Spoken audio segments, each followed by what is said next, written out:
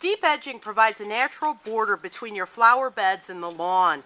Here to show you the proper technique is Brian Maurer, Vice President of Operations for Brian Kyle's Landscapes of Distinction.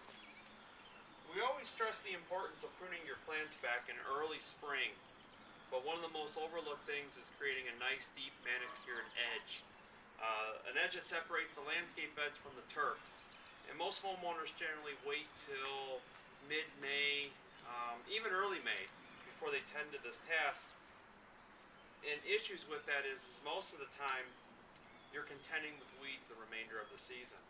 So while the ground is naturally wet and the weather is cool and primed to work in, we suggest going through all the beds and creating a nice manicured edge, as I've done here, that's relatively 3 to 4 inches thick, deeper if possible.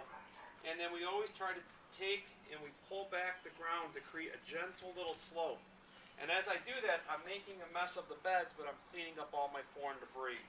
Grass clippings, unsightly clods of mud. And then I'll go through, as I've already done, and clean up most of the mulch beds, picking out all my debris.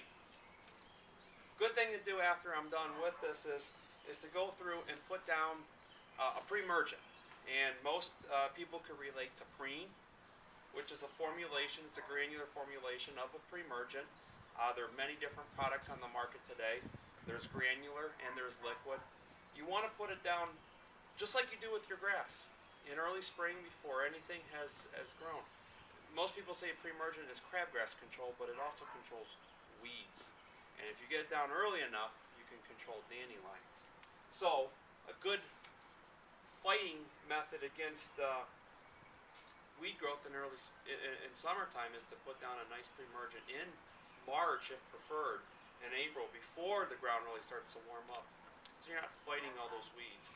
To do this now, and then when the weather warms up, it becomes more favorable in May. Then we can go through and do some mulching. That way we could go through and spot treating the weeds that come up, with the post-selective herbicide or hand pulling, which we really don't like to do. This has been part of the Brian Kyle's Landscapes of Distinction How-To series.